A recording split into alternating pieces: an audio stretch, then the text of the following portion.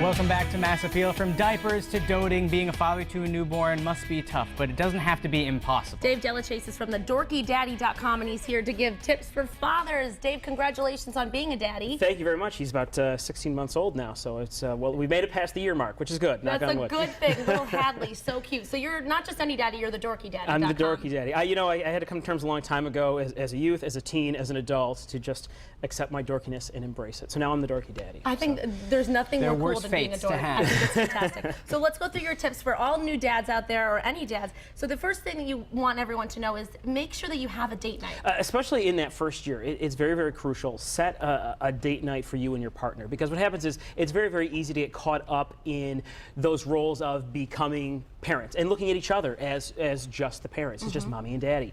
And you tend to lose focus on the people who you were beforehand. It's nice to set something up, go to dinner, go see a show, do something, keep the baby talk to a minimum, and just re-energize and remember why you guys got together in the first place.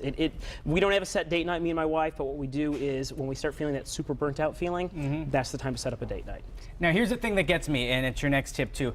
Moms get to breastfeed their kids, and it's one of the most unique bonds that you can have. Now fathers, they don't get that, but they need to support their wives and mothers while doing it. Dads have a very crucial role if their partner is choosing to breastfeed, because it's support.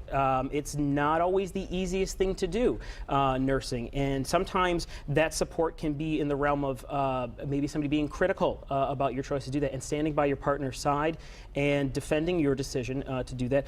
Other times it can be if you are running into trouble with nursing, something as easy as picking up the phone and calling a lactation specialist. Find them in the yellow pages, call up your hospital and see if they have one. Sometimes hospitals have programs where you give birth, where there's a lactation specialist on hand for you to call.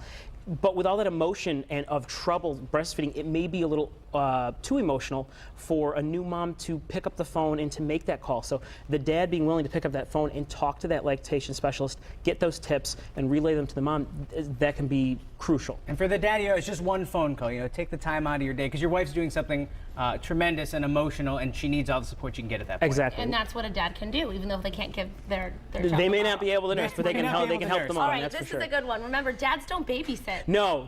It's not a babysitting gig. It's not a part-time job. I mean, you have to be ever present. You have to be there. You have to be a part of your child's life. It's your child, and there may be an adjustment period, and don't be afraid of that adjustment period. That at first you may feel the awkwardness. You may feel that this doesn't feel right.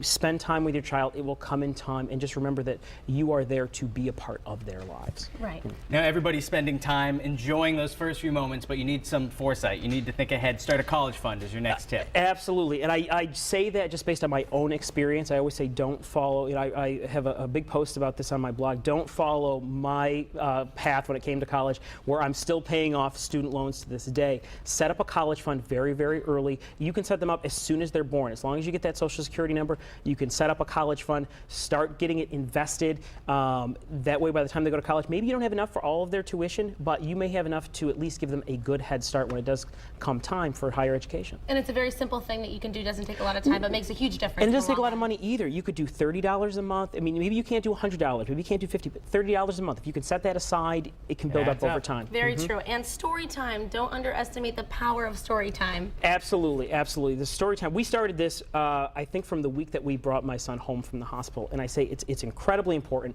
Studies show that children whose parents read to them every night do better in school, get better grades, and at the same time, you're also bonding with your child. Make it a routine. Like I say, we started very, very early. He's 16 months old now and walking, and now when we say, hey buddy, it's time to go to bed, we go up the stairs, he goes right to his bookshelf, pulls out a couple books, and hands them right to you because he's ready to go. Oh my goodness. Well, great advice, Dave. Congrats again on being a dad. TheDorkyDaddy.com. Nice to have you here. Excellent. Thanks so much. Thank you for having me. You can catch all these tips on our website, mymassappeal.com, a little bit later today.